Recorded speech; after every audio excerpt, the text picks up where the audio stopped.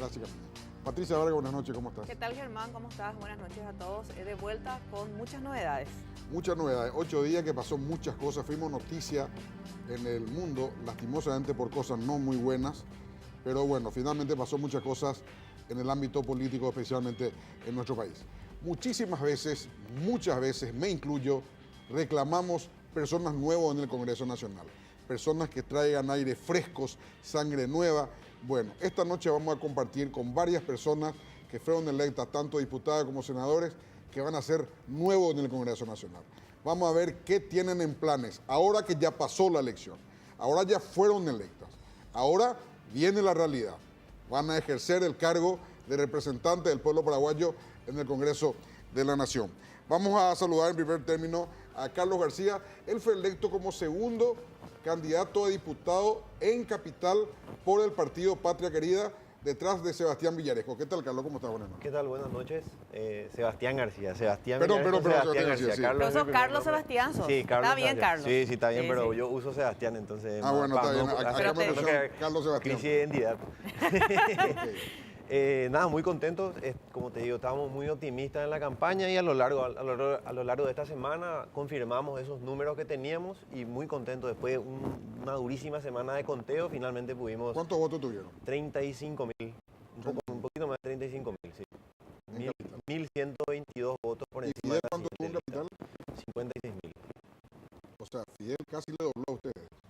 Sí, así es. O sea, buena performance en Capital luego. La verdad que sí, fue el buque insignia de nuestra campaña. O sea, Fidel alcanzaba solo con Capital para entrar como senador. Ese era nuestro objetivo. Nuestro objetivo era que Fidel, que el primer senador entre en Capital. En Capital. Ese era el objetivo de la campaña. Muy bien. María Eugenia Bajac fue electa y va a ejercer el cargo de senador de la Nación por el Partido Liberal Radical Auténtico. ¿Qué tal, María Eugenia? ¿Cómo estás? Buenas noches. Muy buenas noches a ti, muy buenas noches también a los presentes. Y aquí muy contenta también de haber sido elegida por el pueblo. Feliz. Muy feliz, Sí. muy feliz. Ahora los 5 años que se vienen, Claro, un desafío que grande. serán muchísimos. ¿Cuántas decisiones tendrás en tus manos? Varias. Muchas varias- decisiones que Muchas marcarán. decisiones que van a marcar el destino tal vez de este país. María Así Eugenia, ¿vos sos hija del ministro de la Corte? Sí, yo de soy Miguel hija. Óscar Bajac. Yo soy su hija primogénita. Mi nombre es María Eugenia Beatriz Bajac de Penner. Yo estoy casada. Mi esposo es un descendiente de alemanes, Hans Penner. Tengo 4 hijas, 3 nietos y estoy muy felizmente casada y contenta por el privilegio que tengo ahora de representar al pueblo Ya. por medio de estas Muy elecciones. bien. Bueno, también está con nosotros el electo diputado nacional por el departamento de Paraguarí, anterior gobernador del departamento de Paraguarí, Miguel Cuevas. ¿Qué tal, Miguel? ¿Cómo está? Buenas noches. Buenas noches, Germán, Patricia, al amigo Sebastián y a la señora senadora y a todos los televidentes. Bueno, como Paraguarí estuvo muy colorado de vuelta, Miguel, como nos tiene acostumbrado. Así es, gracias a Dios salimos bastante bien en el resultado. Los afiliados al ¿Cuánto- partido sí, cuánto- confiaron en toda la figura, empezando el señor presidente electo Mariano Benítez. ¿Cuántos votos tuviste vos? 50.500 votos 50.500 votos. aproximadamente. Sí. ¿Y el candidato a diputado liberal cuánto tuvo? Tuvo 29.000 votos. 21.000 votos de diferencia. 21.000 hemos votos logrado limpios. En diputados. Ahí está, qué bueno. Bueno, hemos preparado un material donde habla de la composición en el nuevo Congreso de la Nación. A ver.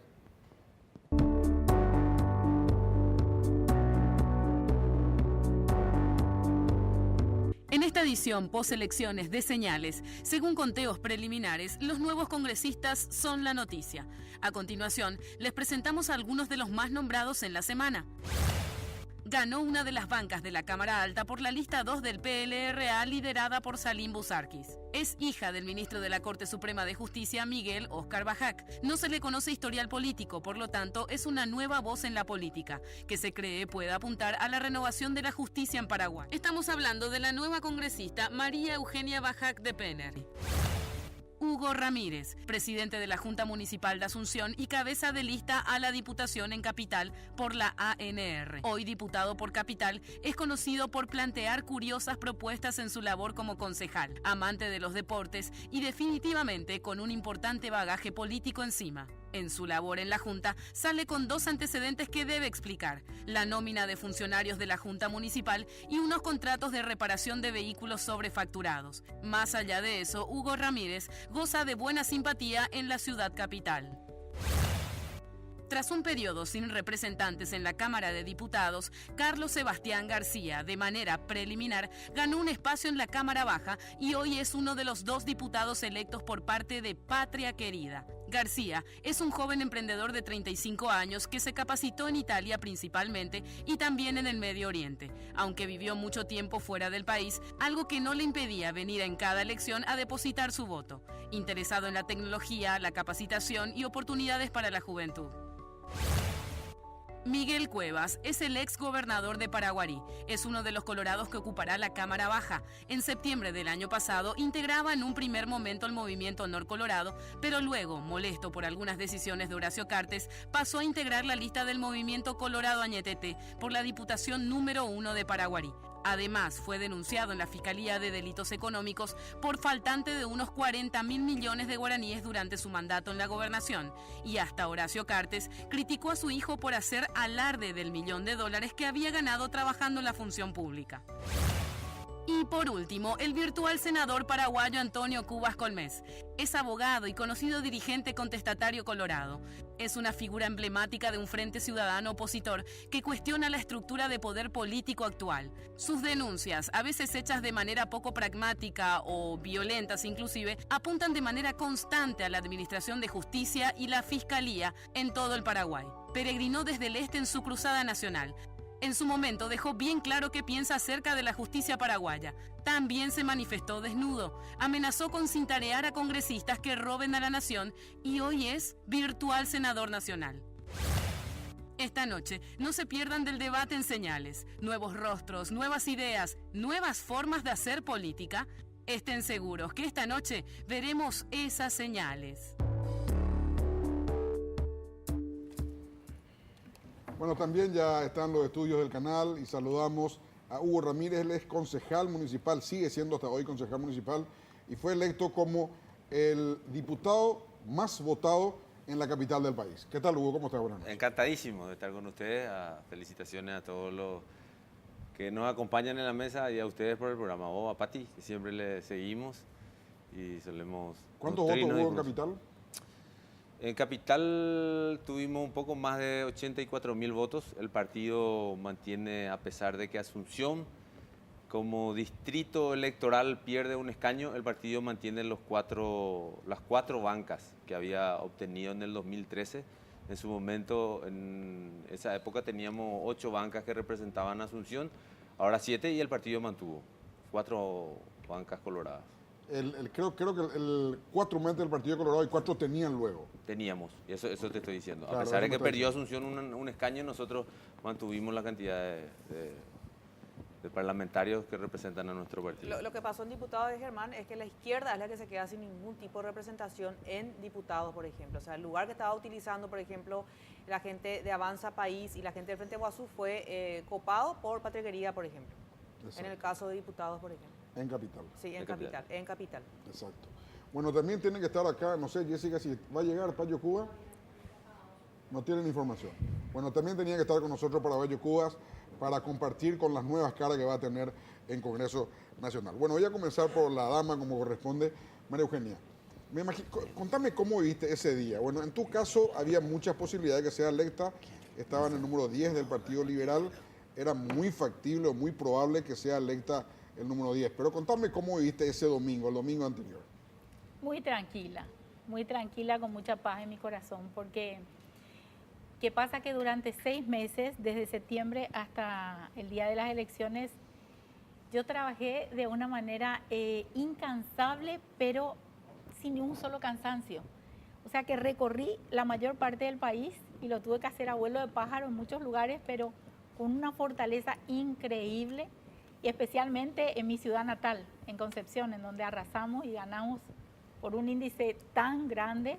¿Cómo salieron en Concepción? En Concepción ganamos, recuperamos la gobernación. El presidente, el gobernador electo, Edgar López, tuvo un margen de 7.800 votos. Tenemos 8 lugares en la Junta Departamental. De 12. De 12, sí. 8 de 12. 8 de 12. O sea, tuvieron casi el 70%. Así mismo. Recuperamos también un diputado más teníamos un solo diputado y ahora tenemos 2 diputados. También ganamos Parla Sur y ganamos senadores. O sea que Concepción soplaron los vientos del norte y los vientos huracanados a destruir cualquier sistema errático para que después venga la lluvia. Bueno, entonces volvió a ser liberal Concepción, que nos tiene acostumbrado a ser liberal. O sea, no es una sorpresa tampoco finalmente. No. Concepción es un bastión liberal, 60% liberales y 40% colorados. Pero lo peculiar de esto fue que los propios colorados y diferentes partidos nos votaron. No fueron solamente liberales.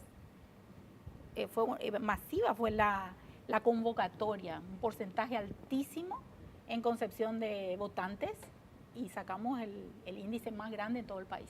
Y ahí también ganó Efraín Alegre, ¿verdad? Ahí también ganó Efraín Alegre. ¿Por cuántos votos? Creo que por 7.800 también, aproximadamente unos 8.000. Pero casi igual que Gobernación. Casi igual que Gobernación. Ahora, María Eugenia, me quiero ir un poco más, Germán, a su gestión en el Senado, porque ya Marito dio un discurso donde dijo que Arnoldo Vince dijo que Mario Abdo va a pedir la renuncia a todos los ministros de la Corte, ¿verdad? Obviamente esto va a ser tratado en la Cámara del Senado, donde vos vas a ser integrante en breve, una vez que jures ahí. ¿Cuál va a ser tu postura teniendo en cuenta que vos tenés la particularidad que sos del PLRA y también tu padre es ministro de la Corte? Bueno, yo soy del parecer que todos los poderes del Estado son autónomos y que no se tienen que meter. O sea, que cada uno tiene que ejercer su rol ahí, su papel y no involucrarse mucho en eso. Si el presidente está pidiendo el poder ejecutivo queriendo inmiscuirse en el poder judicial, si eso respalda la ley, entonces sí, pero si no respalda la ley, no. Y otra cosa, que si los ministros de Corte que están ahora deben de rendir cuentas por sus actos, deben de rendir cuentas, ¿verdad? Que se sometan, el que nada debe, nada teme. Entonces, con mucho gusto, pero si respalda la ley. A mí, yo lo que creo es que ningún poder del Estado tiene que meterse en otro poder políticamente, ¿verdad? Que cada uno ejerza su papel en el lugar del poder que ejerce. Poder legislativo, ejecutivo y judicial. Cada uno en su lugar. Ahora, tu papá ya sale creo que en junio, julio, ¿verdad? El 14 de julio él cumple 75 años. ¿De julio? Sí, el 14 de julio. Y él se retira, él se jubila. Se jubila. Sí. O sea, no va a pedir la reconducción tácita, por ejemplo. O sea, no va a apelar a eso. No hablamos de eso. Entonces todavía no sabemos si se retira. No, Pero nadie lo hizo hasta ahora. Pero sí vence. Él cumpliendo los 75 años, él vence. Claro, periodo. hasta ahí establece la ley. Hasta ahí establece la ley. Y hasta ahora se cumplieron todas las veces. Creo que al día siguiente no estaban más los que cumplieron 75 años. Hay veces que todavía no se eligió el próximo y entonces tienen que quedarse por lo menos hasta que asuma el próximo ministro, ¿verdad? Creo que hay veces que ocurre. Bueno, Sebastián, vos contame cómo viviste ese día. Y yo, El número 2, tenés que reconocerme que está medio agazapado ahí esperando que haya la cantidad de votos para entrar. ahora te voy a contar. Desde que decidimos que yo ocuparía el lugar número 2, yo lo tomé con mucho optimismo, ¿verdad? Era un desafío gigantesco, muy interesante. Y esa mañana, ese día antes, ¿qué va a pasar? ¿Qué va a pasar? Bueno, ese día con mucho optimismo de nuevo. Pero al empezar a recibir las actas al final del conteo, la proyección no era muy optimista. No pintaba tan bien porque nosotros teníamos esos 25.000 como base que se usó en base a la elección pasada, entonces no pintaba tan bien. Y bueno, paciencia, no se dio. Sin embargo, a las 9:00 de la noche llega un tuit, un amigo me etiqueta en un tuit de una persona que dice, con las proyecciones, tomé unas cuantas actas, hice unas proyecciones y Patria Querida metería dos diputados en capital. Y ahí le pregunté, ¿y quién es? Él es un matemático, él es un tipo matemático que no se va a equivocar. Y ahí como que cambió la cara. Empezamos a hablar, empezamos a ver los conteos y puede ser, empezamos a hacer las variables y todavía no nos convencíamos. A la mañana siguiente sí, ya con un TREP que circulaba por ahí, que ya nos daba dos diputados en capital. Un TREP así Sí. casero. No, que él era el TREP de los Colorados que compartieron. Ese era como que una validación a nuestro conteo, porque nosotros teníamos nuestros votos, era una imagen de un TREP que se viralizó, que era el de los Colorados, que daba 2 diputados en capital. Y ahí como que cambió nuestro panorama y bueno, al final con los números que se dieron, se confirmó el viernes con el conteo. ¿Qué sentiste cuando se confirmó oficialmente? Una satisfacción enorme porque, bueno, estábamos listos para responder a la llamada en cualquier momento. Esa era, o sea, yo fui muy optimista desde siempre, ¿verdad? Había un puñado de gente en el equipo que decía, sí, nos da, claro que da para dos, claro que da para dos, y bueno, eso se confirmó el viernes. Carlos Sebastián, el primer proyecto que tenés en mente, ¿ya estudiaron eso? ¿Hay un plan a seguir al respecto? Porque ustedes son muy meticulosos a la hora de presentar proyectos, lo hacen a nivel partido y luego lo llevan a la Cámara, por ejemplo. Sí, y una de las cosas de las que más vinimos hablando, que era algo que veníamos impulsando de antes, era el tema de meter tecnología, una especie de reforma electoral, evaluar la posibilidad de una reforma electoral, de ver dónde vistas todas las falencias que salieron a la luz de nuestro sistema electoral, que digamos en cierta manera está caduco, ver la manera de reformar ciertos aspectos que eviten las situaciones que nos tocó vivir esta semana. Que tiene que ver con los conteos preliminares, con integración con el de mesas escrutinio pensada sí. en un bipartidismo exclusivo. O sea, las mesas están pensadas hoy en el Partido Colorado, Colorado y un partido oposición, no en 30 partidos como hoy hay, por ejemplo. Exactamente, considerar la posibilidad de que la mesa sea integrada por ciudadanos, basado en un sorteo. Hay una serie de opciones. La reforma electoral. Por otro lado, Patria Querida de nuevo va a impulsar el desbloqueo de las listas, que fue nuestra bandera desde los inicios del partido. Y bueno, yo creo que vamos a insistir nuevamente con eso y después trabajar sobre los ejes que veníamos hablando en campaña, que tiene que ver con seguridad y mucha tecnología para el emprendimiento y demás. Bueno, en tu caso, Miguel Cueva, vos tenés la experiencia de haber sido gobernador 5 años en Paraguarí. Cuando vas a llegar a diputado, ¿con qué agenda? ¿Cuál va a ser la agenda personal tuya que vas a tratar, obviamente, de convencerle a tus colegas para que se conviertan finalmente en ley? ¿Cuál es tu agenda personal? Bueno, Germán, yo tengo toda una carrera política. He sido intendente de 2 periodos en mi distrito, de Zapucay, y sé muy bien las necesidades de la gente, del pueblo. Yo voy a venir a trabajar por la descentralización. Eso va a ser lo más fundamental, pues es la única manera de hacer llegar al pueblo lo que es del pueblo. Eso va a ser nuestro... ¿Y en qué forma, Miguel? Descentralizar las instituciones, llámese Ministerio de Agricultura, Salud, Educación, Obras Públicas. Demasiado importante va a ser la descentralización. Y fíjese, se descentralizó Royalties y Fonacide. En el departamento de Paraguarí hoy todos los distritos contamos con empedrado, cosa que no íbamos a tener si no se descentralizaba mínimamente los royalties desde el año 2001, como así también Fonacide. Hoy no contamos con una sola escuela con techo de paja ni pared de tabla, mediante la descentralización, de la mini descentralización. Por eso yo creo y estoy convencido de que hay que descentralizar. Esa es tu principal agenda. Mi principal agenda, la única manera de llegar al pueblo. En tu caso, Hugo, conocemos que probablemente ha de ser uno de los más prolíficos en la honorable Junta Municipal, pero en este momento, con toda tu experiencia, vos fuiste 2 periodos ya concejal municipal, ¿verdad? Sí, este es el tercer periodo. El tercer periodo, bueno. Con toda esa experiencia en un cuerpo colegiado, porque finalmente se parecen la Cámara de Diputados y la Junta Municipal, ¿qué traes, hermano? ¿Qué Hugo Ramírez podemos o vamos a ver en la Cámara de Diputados? Bueno, primero tengo que ser reconocido. Hoy traigo el esfuerzo de muchísima gente, de ese dirigente de barrio, de ese paraguayo común, del asunceno de calle, que puso su cara, su esfuerzo y su confianza para dar hoy una victoria contundente al proyecto principal que teníamos. Nuestro objetivo principal era Marito presidente. Asunción dio 58.000 votos de diferencia, más de 65% de lo que significa la diferencia de Marito le entregó a Asunción. Asunción es un territorio eminentemente de gente que confió y creyó en la candidatura que presentaba el partido. Y bueno, yo no puedo dejar de ser agradecido con ese presidente excepcional, con ese dirigente de barrio que se ganó su prestigio, su credibilidad y que puso en riesgo ese trabajo que tanto tiempo le costó para que su vecino le crea. que haya hecho ese trabajo de visitarle y llevarle la propuesta de nuestro candidato.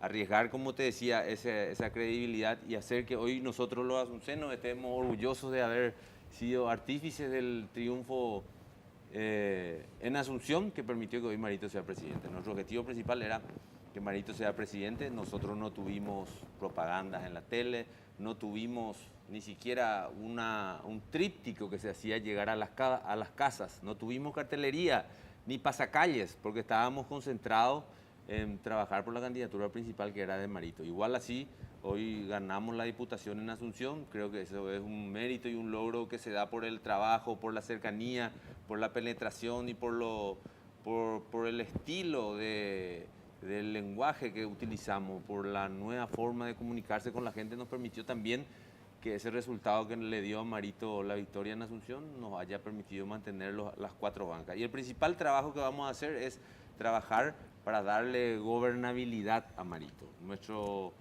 Nuestra experiencia nos indica que siempre fuimos constructores y nunca destructores. Construir consensos para que el gobierno del presidente y compañero Mario Audo pueda tener una paz relativa que le permita llevar o ejecutar lo que se viene planeado o planteando él con el equipo de trabajo que tiene. El principal objetivo es eso, y también concentrarnos sin criticarle a nadie. Creo que el parlamentario que representó a Asunción se olvidó un poco de su capital. Buscar la manera de que el municipio pueda trabajar coordinadamente con el Parlamento y con el Poder Ejecutivo. El asunceno hoy tiene la mente grande. Hoy se terminó el superviaducto. Hoy, cuando me iba a Ñuguazú a caminar, veía que se entrelazaban las supercarreteras y bueno, hoy el Asunción le preguntaba y dice, sí, me gusta el superviaducto, pero necesitamos 3 más. Queremos que Asunción sea la sede del Mundial 2030, que nos presentemos para las Olimpiadas. Y eso es bueno, eso es importante, y sobre eso vamos a trabajar, que Asunción pueda ser la capital que nos merecemos todos los asuncenos. Ahora yo le quiero preguntar, Germán, a todo el que quiera responder, sobre todo, ¿las bocas de urnas y las encuestas deben ser reglamentadas? Porque en el día D, por ejemplo, fue una farsa. Fue una farsa. Le dijeron a la ciudadanía que Marito estaba ganando 24 o 20 puntos arriba y no era tal. Entonces, ¿cuál es la percepción que tienen ustedes sobre estos trabajos que hacen diferentes empresas? Particular, yo creo que no influyó nada en el resultado. Pero independientemente a eso, ¿no le parece que igual fue una farsa? Y mira, yo creo que las empresas encuestadoras son las que pierden en este caso. Perdieron la credibilidad, pero no influyó en el resultado. O sea, no es necesario reglamentar para usted. Puedo decir que con la pérdida de credibilidad ya es suficiente. Y hay que analizar en frío. A ver si falta reglamentar, me parece que sería importante, ¿no? Porque sería más o menos como que el que da el pronóstico del tiempo te diga va a nevar y resulta que hay 40 grados de calor. Claro. Entonces, Usted te puede está salir- engañando, está engañando. Usted puede salir- Independientemente que vos le creas y no salga con una campera, pero te dijo que va a nevar y hace 40 grados de calor. Entonces, Y hay que analizar, Germán, en frío. ¿Hugo? Mira que de la misma manera tendríamos que ver la militancia de los conductores, de los medios que hacen campañas directamente por algún candidato. También tendríamos que analizar, ¿verdad? Yo creo que todo se tiene que ir ajustando a los nuevos tiempos. Creo que la victoria de Marito se sentía, se vivía, se palpitaba y se concretó. Tendríamos que analizar. Yo no me cierro a nada, pero creo que hoy es un momento donde nosotros estamos contentos por el triunfo, por la victoria, porque creemos que con Marito el Paraguay va a dar pasos importantes hacia el desarrollo. en tu caso, Sebastián. Creo que por un lado condiciona. A ver, en mi caso, si yo me hubiese guiado por las encuestas, yo ya iba a dar brazos caídos hace un mes y hubiese dicho, bueno, brazos caídos, si bien formamos parte del equipo, pensando en mi candidatura, yo hubiese hecho un poco más cabizbajo y, digamos, con un poco menos de ímpetu, ¿verdad? Sin embargo, por otro lado, diría que cada uno conoce el trabajo que hace. O sea, nosotros también tenemos somos capaces de medir nuestro alcance, somos capaces de medir el trabajo que hacemos y somos capaces de dimensionar hasta cuánto podemos llegar. Entonces, sí, creo que ciertas cosas capaz se deberían regular, porque sí, en ciertos casos, que como decís, condiciona. O sea, si te dicen que va a nevar, te va a poner una campera y dicen que tiene 40 grados de calor. Pero hasta cierto punto. Que se cuidara un poco también con el tema de la libertad de expresión, de la Claro, comunicación. claro, pero hay en que- los últimos tiempos fue un... Y sí, hay que medir, hay que ser capaces de verificar realmente no sé, un análisis más profundo de la metodología que ficha usan. técnica, la metodología, capaz conocer un poco más a profundidad el contenido de ella, ¿verdad? Porque me consta que en algunos casos sí condiciona, anímicamente, básicamente te hace creer que esa es la que rige y sin embargo los resultados son otros. Bueno, vamos a hacer una breve pausa, después le damos la palabra a María Eugenia. También ya llegó a los estudios del canal Paraguayo Cuba. Luego la pausa está con nosotros.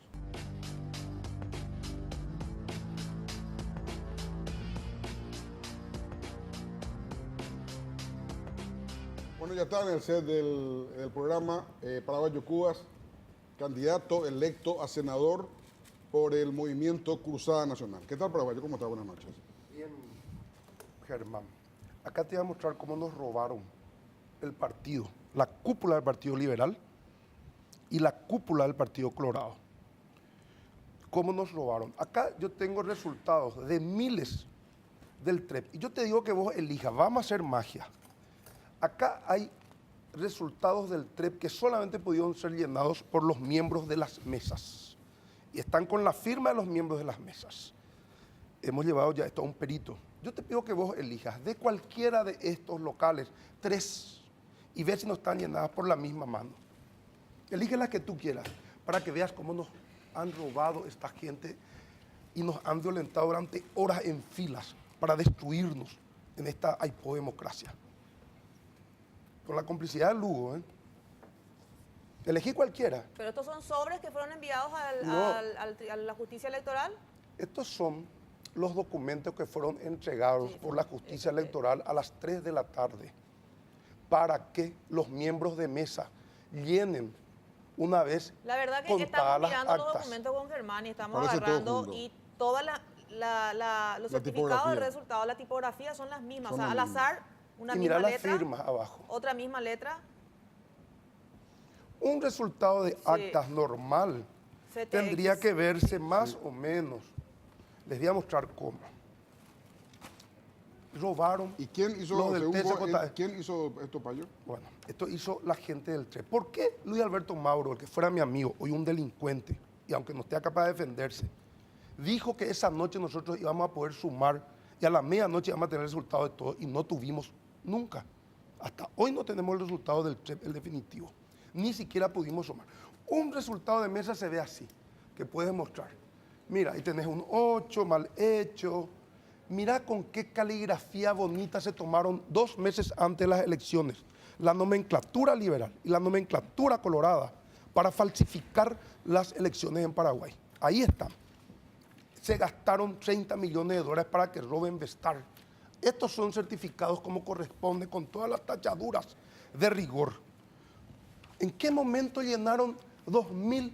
Y tengo otros, tenemos como 5.000 en este momento, llenados por las mismas caligrafías del TREP.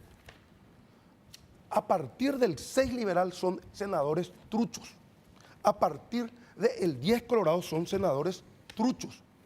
Y acá quieren llevarnos a una tiranía con cartes a la cabeza. Y acá están los papeles. Yo les ruego a ustedes que empiecen a curiñar. Y me parece que Efraín ha sido un inútil. ¿Cómo él nos ha puesto? ¿Cómo pido nosotros un equipito de morondanga que venimos a la frontera, mi señora y 4 o 5 con mis hijas, a revisar, venimos a descubrir estas cosas? ¿Dónde está el periodismo de investigación? Yo me pregunto. ¿Cómo pico si esto está en todas partes? Mira, acá te voy a mostrar cómo se ve realmente. Acá, por ejemplo, tenés 48 más 3. Está bien, pudieron haberse equivocado, ¿verdad? Mira, 70, 31, 31, 21 más 3. Mira eso, qué bonitos que están, hasta con regla. En 2 horas, nadie puede llenar certificado de esta naturaleza. En 22.500 mesas, ponerle que un tipo llenó por lo menos 3.000. A tal punto llegó la avaricia de los falsificadores, contratados por una nomenclatura daltónica que no tiene color. Ellos no tienen polka ni chapo. Ellos tienen empleados en las cámaras, que hasta entre ellos se fagocitaron. En vez de tener un falsificador por cada 100, se tiraron a un falsificador por cada 1000. Estas elecciones son nulas, absolutamente nulas. Acá yo te puedo mostrar y yo te ruego que vos mires cómo, Mostrar en la cámara para allá, ahí está. cómo se ve un acta normal llenada por un analfabeto funcional, ¿verdad? Que son nuestros miembros de mesa. Mira, estos son, por ejemplo, ¿verdad? 70-31, se equivocan acá, diestra y siniestra. ¿Y cómo una caligrafía excelente va a llenar 2.000 o 3.000 mesas? Tengo así de papeles. ¿Y Entonces, esas son copias que vos obtuviste dónde? estas son las copias del TREP. ¿Pero de dónde vos sacaste? El TREP nos entregó un disco duro la noche después que mi señora fue a amenazar que íbamos a presentar un amparo. De pronto despacho. Nosotros los fronterizos, cuando somos fronterizos al pedo, Gina, abandonamos nuestra zona de confort. No como los metropolitanos y muchos asuncenos que juegan a la política. Nosotros dejamos hasta la vida en esto, Germán. No estamos para proteger los intereses y las estancias de ciertos miembros de la Corte Suprema de la Injusticia. ¿Pidieron ustedes la impugnación de las mesas donde veían Varias, responsabilidades? pedimos varias. ¿Y qué pasó ahí? Y ahora van a entrar a juzgarse. Imagínate, Hermes Chamorro, un hombre digno del Partido Radical auténtico, nuestro número 3 en Coronel Oviedo. Se fue a votar a la mesa número 5 de un colegio público allí. Sus hijos, sus tías, sus hermanos, 11. ¿Sabes cuánto tienen esa acta? 0. Como tienen 0. ¿Y tenés esa copia? Quizás la tengo acá, pero los padres de Rocío Vallejo se fueron a votar a Central. En esa mesa, ¿cuánto tuvo Rocío Vallejo? 0. ¿De qué es lo que estamos Pero eso hablando coincide, nosotros? eso todavía no se puede ver el acta porque Central acaba Está el de TREP. empezar ahora a juzgarse, o sea, hoy, ayer creo, ayer No, empezó. Hay 3 etapas. No, claro, pero eso se va a corroborar con el acta, estos certificados deben ser corroborados con el acta, ¿no? ¿Sí? Tienen que ser, claro, hay 3 actas. Acá se falsificaron 70.000 actas para empezar. Porque en 22.200 mesas por 3 son como 70.000 actas. ¿Qué hizo esta nomenclatura hoy integrada por los miembros de la Corte? ¿Qué hizo esta nomenclatura hoy integrada por el TCJI, por los llanistas especialmente? Y los cartistas volvieron a hacer otras 70.000 actas con los mismos sellos y tenían en Itaipú, como siempre hicieron en Itaipú la mafia. Y lo único que hacían era cambiar las cajas, porque estas cajas son así con los resultados de las mesas. Cuando vos trasladás esto de la mesa hasta el depósito, ahí ya entra a correr el dinero. 5 millones de guaraníes per cápita es mucho dinero. La revolución del hambriento termina en la esquina de la panadería.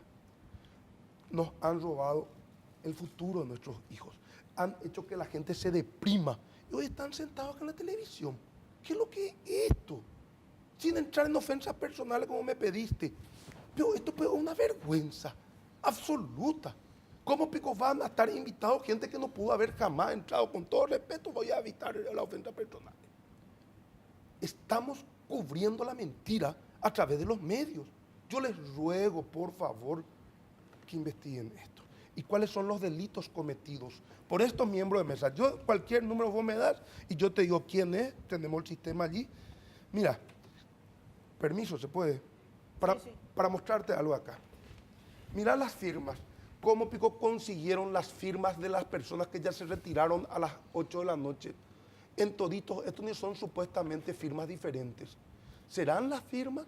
¿Cómo es posible que esta persona recorrió limpio parte de Central, todos los locales de Asunción, haciéndole firmar? O sea, vos a todos? sostenés que el que llenó estas actas es la misma persona. Claro, y no solamente una, es un equipo de falsificadores de por lo menos 20 personas mínimo, que debieron haber sido 100, pero como el dinero que se les dio, en vez de repartirse entre 100, se repartieron entre 20. Puede ser que hayan políticos que no sepan lo que ocurrió, o saben. ¿Qué delitos cometieron? Los miembros de mesa que los vamos a perseguir, porque no podemos seguir impunes con este tema de que los miembros de mesa son cómplices o porque son funcionarios públicos O sea, espera, lo que vos sostenés, Payo, es que categóricamente la misma persona llenó varias actas. Fíjate, por favor. Sí, sí, me fijé, hay unas cuantas. Eso, punto uno. Llenó 1000 actas como mínimo. De una todas misma las persona. candidaturas. De todas las candidaturas y meses antes. ¿Por qué la ANR ya no hizo campaña un mes antes en la calle? ¿Por qué estaban todos callados mientras nosotros andábamos locos sin conseguir espacio en los medios, los pequeños movimientos? Claro, el dinero nuestro que Cartes nos robó está allí. El dinero nuestro futuro está allí. ¿Vos sabés lo que es violarnos de esta forma? Dicen que yo soy violento con un cinto. Esto no es violencia. Está a la vista y paciencia de ustedes. Esta gente produjo documentos no auténticos. Esta gente... Disculpame un segundo, Payo, ya vamos a escucharle un poco también la opinión. Claro, escuchar vamos a opinión continuar, Payo. Está bien, del está resto bien de los hecha tu invitados y denuncia. luego volvemos contigo para hablar sobre todos los proyectos que tenés a partir de ahora en Claro. adelante. ¿Qué ¿verdad? proyecto? Echa la denuncia, Payo, Bien. echa la denuncia. Y mostrado la denuncia, te hago la misma pregunta que le hice a los participantes. ¿Con qué agenda venís al Congreso? ¿Qué tenés Primero, en tu carpeta? anular estas elecciones, para empezar, porque este fue un acto nulo. Y los actos, estos que no son hechos anulables. ¿Cómo yo me voy a sentar en el Congreso con estos parlamentarios mau? Son mau. Nosotros pues no O podemos... sea, vos no, vas a entrar, no te vayas al Congreso. Vamos a verificar esa cuestión, ¿verdad? Pero si entramos al Congreso va a ser solamente en el afán de que esto no quede impune y que los miembros de mesa que acá firmaron en complicidad con la gente también sufran el castigo. Hay que derogar leyes. No voy a tener mayoría para derogar leyes que están superpuestas. Ellos tienen que andar en micro, como yo ando en micro y como la gente anda en micro en este país, porque tienen que tener ética y no tienen que haber robado un centavo para que nadie les escrache en un micro. Ellos tienen que ir a centros de salud públicos para devolverle la esperanza a la gente. Esa va a ser tu agenda. No, y el latifundio. Hay que tipificar el latifundio. A partir de 5.000 hectáreas en la región oriental es un latifundio. A partir de las 10.000 en la región occidental es un latifundio. Era luego así. Debió ser así. No, era así. Era así. El, Bueno, el código horario anterior era así, 5 y 10.000. agradezco. Y por, Lo bueno, único que eso quedó demostrado con el tiempo, Payo, que es fácil de eludir. Es decir, formos 2 SA, una al lado de otra, 3 socios aquí, 2 socios allá y junto 5, 2 propiedades de 5.000 y tengo una de 10.000. y mi función principal va a ser convocarle a la gente de este país a evitar que los senadores y senadoras truchas juren, que ni siquiera puedan entrar al Parlamento, después de mostrarle esto a cada uno de ellos. O sea, espera, no entiendo, Payo. El artículo 100. Vas a tratar de evitar que nadie jure. No, que juren, ahí está la cuestión, pues que se analice, que se anule esto, que los miembros de la Corte, que venga la población, si es que todavía si van a dejar de ser indolentes, o vamos a vivir en esta tiranía. Cartes, ¿qué es lo que va a hacer? Cartes va a ser presidente del Congreso y los llanistas y los parientes de la Corte lo van a apoyar. Ahí está. ¿Quién resultó más payaso, Tony Apurilo o yo? Por dar así. Oviedo Mato no pudo jamás haber recibido 50.000 votos en este país. Usted, hay una conciencia social, una conciencia colectiva. Ya. Perfecto. Bueno, Hugo, pasando estas denuncias de... ¿Qué mandato recibiste de Asunción? Porque realmente vos vas a ser diputado nacional. Sí. Asunción tiene muchísimas necesidades. Sí. Decían otros candidatos a diputados de Asunción que estuvieron acá con nosotros, de que realmente Asunción tiene que tener un trato especial como capital y que recibe, creo que no sé si 800 o 1 millón de autos por día, toda su infraestructura prácticamente pidiendo socorro. Entonces, ¿cuál va a ser tu agenda con respecto a Asunción para mejorar esta ciudad? Fortalecer el relacionamiento entre el municipio y el gobierno central. A pesar de ser de signos distintos, creo que se pudo trabajar. Asunción ha recibido obras importantes y eso se tiene que seguir fortaleciendo, fortificando y desde el Parlamento tratar que la relación sea fluida. Asunción tiene que tener un estatus especial. Nosotros no tenemos gobernación no tenemos una institución madre nuestra, aquí están asentados todos los poderes del Estado y tratar de trabajar en la modificación de la ley de capitalidad que pueda ser más profunda y tener un respaldo más fuerte para el municipio de Asunción. Creo que ese es el camino. Asunción necesita, con el crecimiento del sector privado, tener también el acompañamiento en el mismo ritmo de las obras públicas que garanticen que los barrios puedan tener desagües cloacales, que hayan más barrios San Francisco para que la gente pueda tener una casa digna, que no ocurra que cada vez que se nubla el asunceno que vive en Los Bañados tiene temor de que sus hijos al día siguiente desayunen con los pies en el agua. Trabajar en eso, trabajar en el fortalecimiento, que Asunción pueda recibir más recursos y de esa manera mejorar las condiciones de vida del asunceno. ¿Y de dónde saldrían los recursos, Hugo? Asunción tiene recursos propios genuinos, pero el Estado puede de muchísimas maneras ayudar. Lo ha hecho y lo ha demostrado. Por primera vez el Ministerio de Obras Públicas ha invertido mucho dinero en la capital de la República, que ese ritmo de inversiones se pueda seguir dando y se pueda aumentar y que se pueda ver un vínculo oficial más fuerte entre el municipio y el gobierno central y que desde el Parlamento podamos colaborar con eso. Germán, el señor Miguel Cueva quería aclarar algo antes que Sí, nos olvidemos sí, sobre sí. algo que habíamos sacado. Te agradezco, Sí. Patricia, por Como si no. darme esta oportunidad. Sinceramente, para aclarar un buen honor a los 250.000 habitantes del departamento de Paraguarí, a más de 50.000 correligionarios y no correligionarios que me dieron su voto de confianza en el departamento de Paraguarí. Pues el plato de entrada que me dio, no sé Patricia o quién, de que hay denuncias, de que hay faltantes. Todo es producto de una feroz interna que hemos pasado. Imagínense, nuestro presupuesto es de 49.000 millones. Almuerzo escolar, merienda escolar es de 23.000 millones. Más sueldo, ya llegamos a los 30.000 millones. Y mira las inversiones que hemos hecho en todas las áreas, llámese obras públicas, agricultura, salud. Hemos inaugurado clínica hemodiálisis con toda la infraestructura y con todas las máquinas. Equipo de tomografía computarizada, la parte de la salud, la parte de la agricultura, que hemos empezado en el 2013, cuando yo asumí, teníamos informe que teníamos 70 hectáreas de siembra de cebolla. Terminamos con cerca de 1.000 hectáreas. ¿Y cómo? Apoyando a los productores, con todos los pequeños recursos que teníamos. Entonces es importante aclarar un poco que todo fue producto de una feroz interna que hemos tenido.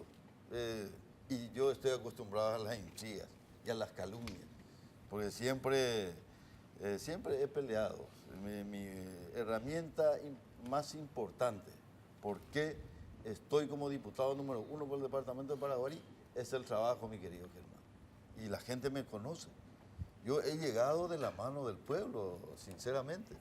Así llegué en la gobernación, así llegué en las intendencias municipales, así llegué en la gobernación, así llegué hoy a la diputación. Ya. Y así voy a seguir haciendo, trabajando con la gente. Gracias por darme esta oportunidad No, para no, aclarar por ese favor, punto. sí, aclarando. En honor a todos mis Pero compatriotas de Paraguay. no fue Patricia, eso te quiero aclarar. Bueno, Yo ya me callé nomás, ya, pues ya estoy acostumbrada, No, pero no, gracias, no Germán, fue por... Patricia, no fue Patricia. gracias, Patricia. No, no entonces. es nada, no es nada. Bueno, en tu caso, ¿qué tenés para Asunción? Teniendo en cuenta todas las necesidades que tiene nuestro país. Obviamente con la plata de la municipalidad ya no alcanza para la capital.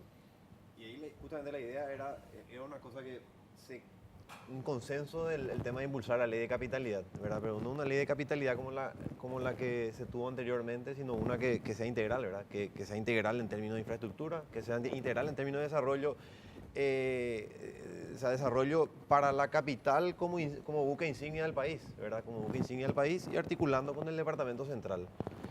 Por otro lado, tenemos nuestro eje principal, que es uno de nuestros ejes principales, que es el control del gasto público, ¿verdad? Cuando se hablan de promesas y de grandes obras y demás cosas, son muy difíciles de realizar cuando el gasto público está tan inflado, ¿verdad? Cuando hay que alimentar esa máquina, ese aparato estatal, ese elefante del Estado. Entonces es por ahí que que queremos trabajar bien de cerca ese tema de recortes en instituciones públicas, de recortes de gastos, de gastos que hoy son absolutamente innecesarios, con un trabajo minucioso que vinimos desarrollando de la mano de Rocío Vallejo, que también se confirmó su elección en el Departamento Central. Por otro lado, en la cuestión de seguridad, ¿verdad? Seguridad de nuevo, Asunción vinculada con el Departamento Central, pero desde el punto de vista de la prevención, desde el punto de vista del microtráfico, que afecta tan de cerca a la juventud, articular con políticas que impulsen el deporte, el arte, la cultura. Y un poquito, o sea, el microtráfico es algo que vimos, o sea, vimos mucho en este tiempo que recorrimos, ¿verdad? Especialmente en las zonas periféricas. Creemos que los asuncenos y los paraguayos ya no corresponde que al salir de tu casa tengas miedo. Entonces queremos trabajar un poquito de eso, ese miedo de la calle, el miedo de ir caminando 1 o 2 cuadras que sea asaltado por nada, o sea, justamente que es consecuencia principalmente del microtráfico. Así es. Bueno, vos sos del norte, María Eugenia, así que en el estado ausente, dice mucha gente en el norte, en la zona caliente está allá entre el norte de San Pedro y la parte del sur de Concepción. Ustedes obviamente habrán recorrido mucho en campaña en toda esa zona. Cuando hablamos del Estado ausente, ¿qué es lo que puede hacer el Estado presente? O sea, ¿cómo se puede hacer presente el Estado paraguayo y también el Parlamento donde vas a estar parte del Estado en ese lugar para que empezar a olvidarnos, empezar a solucionar el tema del EPP? De ese tema no quiero tocar mucho del tema del EPP porque es un tema demasiado delicado, es un tema doloroso para mucha gente. Sabemos que eso tiene que ser erradicado por completo porque es un flagelo para nuestra sociedad. Y Concepción está lastimosamente, hace 70 años aproximadamente, se quedó como la tierra del olvido. La ruta tras Chaco, la que ensambla Pozo Colorado con Concepción, es una verdadera vergüenza, ¿verdad? Hay cráteres, no se puede llegar a Concepción, por más hermoso que esté el tiempo, igual los vehículos caen, se rompen las ruedas. La ciudad en sí de Concepción, que era la opulenta ciudad de Concepción y que sus habitantes se quedó relegada a causa de que el gobierno no le da los medios, nunca se ocupó más del departamento en sí, fue relegada, así como estás diciendo, a cambio de los otros departamentos que sí recibieron muchas ayudas. A Concepción no, y con todo este tema del EPP, entonces lo que hizo es perjudicar todo ese territorio, perjudicó terriblemente porque la gente tiene miedo de estar en esos lugares, ¿verdad?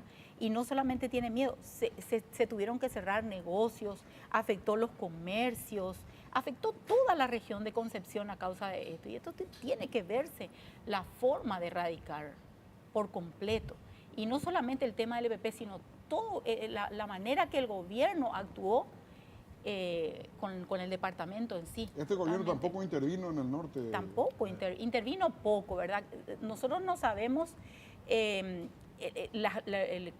qué grado intervino este gobierno, pero sí lo que nos damos cuenta es de que las rutas están en un estado deplorable, el comercio, vino mucho el sistema de los narcotraficantes también vinieron a invadir esa zona concepcionera, ¿verdad? Todo el territorio concepcionero. Y entonces eso afectó, la gente está vendiendo sus propiedades a mitad de precio, por ejemplo. Ya no valen lo que valían antes. Antes si valía 100, ahora valen 50, porque se desvirtuó y se desvalorizó. Yo creo que con este nuevo gobierno y impulsando desde el Parlamento y ayudándonos todos y ayudando a Concepción, ese es mi compromiso con mi departamento y con mi ciudad. Sí. Perfecto. Bueno, tenemos que irnos para allá. Tengo más actas. Estas son las de Ciudad del Este. Sí. La misma caligrafía. 23.500 votos me adjudicaron ahora. En el año 98, como candidato a gobernador, yo saqué 76.000 votos. Nosotros sacamos posiblemente la cantidad para meter 3 senadores. Esto quiero que mires. La misma caligrafía en todo Alto Paraná. Esta es hechura de los Zacarías Irún, el que le trae los negocios a Cartes. Ahí quiero que mires la caligrafía de Irala, de Mallorquín, de Iguazú, de Ciudad del Este. La misma persona también llenó. ¿De qué estamos hablando nosotros? Estamos hablando de pelotudeces, honestamente. Sí, esto es nulo, esta elección no existieron. Concepción está en manos de los narcotraficantes y punto. A mí se me echó de Concepción porque largué ciertos adjetivos sobre el señor Bajac y sobre Ramonita. Imagínate, 300 funcionarios públicos de puertos liberales se fueron a esperarme para que yo no entre a Concepción. Estamos bla, bla, bla, bla. Yo le ruego a la población que lean el artículo 138 de la Constitución Nacional, resistir a los usurpadores por cualquier medio a su alcance, dice. Y eso no es votito ni pedir, por favor. ¿Cómo se le echó a Stroessner? A balazo y a sablazo. ¿Cómo se consiguió la independencia en este país? A cañonazos. ¿Cómo se hizo la revolución de los comuneros? No es pidiéndole permiso a Cartes, ni a Marito, ni a Efraín. Nosotros, si vamos a ser dignos hijos del mariscal López Pañamembú, tenemos que salir a enfrentarle. ¿Cuántos son esta nomenclatura? 1000 son. ¿Y cuántos somos nosotros? 7 millones. Una noche basta. Una noche basta contra estos delincuentes. Paraguayo. Gracias, hermano. Muchas gracias.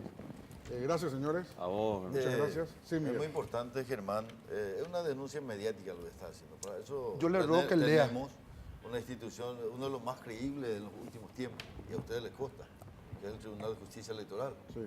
Y bueno, que se discuta en esa área, ¿verdad? Vamos a discutir con Sarón Bombón. Y bueno, Germán, yo muy contento por darnos esta oportunidad. Vaya mi saludo para todos Los habitantes del correligionarios. departamento de Paraguarí, en especial a mis correligionarios, orgulloso de ser colorado. Yo también, Y del Mopoco. vamos a pelear por la descentralización. Como así también vamos a fortalecer el organismo de control. Eso va a Gracias, ser Hugo. Gracias, Hugo. Gracias, que, Germán. para que todos los Felicidades, beneficios felicidades a lleguen a todos la los gente del electos. interior, mi querido Germán. Perfecto. Gracias, Muchas Hugo. gracias. A vos, a Patricia y a todos los electos, felicidades. Muchas gracias, muchas gracias. Gracias, Sebastián. Gracias a ustedes. Aprovecho para agradecer también a nuestro equipo, orgulloso del trabajo que hicimos en Asunción, orgulloso de que logramos algo realmente histórico para la capital. Vamos a seguir creciendo. Gracias al equipo que estuvo en el control electoral internado y sigue ahora juzgando las actas del Departamento Central, siguiendo peleando voto a voto. Y así, muchas gracias a ustedes por la Gracias, invitación. Sebastián. Muchas gracias, Mónica. Muchísimas gracias por la invitación. Muchas gracias. Gracias. Payo. Gracias a todos ustedes. Te dejo unas copias, o sea, que te voy a traer mañana una copia de esto, si te es útil eventualmente. Sí, la verdad que mirando así parece ser, No, es Patricia. que parece, Sí, claro, hemos pero hay que pasado... ver- yo Claro, por- no, Hay digo que parece verificar porque yo con no las soy actas. perito, ¿verdad? Hay que Yo no soy verificar perito, con las pero actas. parece, es lo que yo puedo decir, parece. Pero, gracias, Payo. Muchas gracias. Yarey. Breve pausa y volvemos.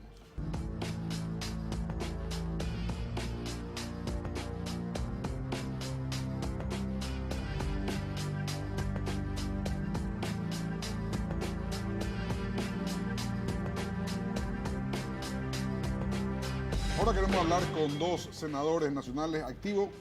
Una fue reelecta y un economista muy respetado en el medio. Me refiero a Amílcar Ferreira. ¿Cómo estás, Amílcar? Buenas noches. Buenas noches, Germán, también a los invitados de lujo para mí. Realmente merecido el honor de formar parte de esta mesa y un cordial saludo para la teleaudiencia. Senadora Blanca Velar, buenas noches. ¿Cómo estás, Blanca? Buenas noches, Germán. Buenas noches a la amable audiencia. Eduardo Peta, buenas noches. ¿Cómo estás, ¿Qué tal, senador? Germán? Patricia, los ¿Qué tal, invitados y senador? a toda la ciudadanía. Bueno, los dos estuvieron cerca esta semana del presidente electo. Estuvieron con él. ¿Cómo está Marito en estos días? Está muy bien. Lo que a él le caracteriza es justamente su serenidad. Yo creo que tiene todas las cualidades para ser un gran estadista. Marito es un hombre sereno y reflexivo. No se precipita, piensa. Y es importante eso, y se informa sobre la realidad.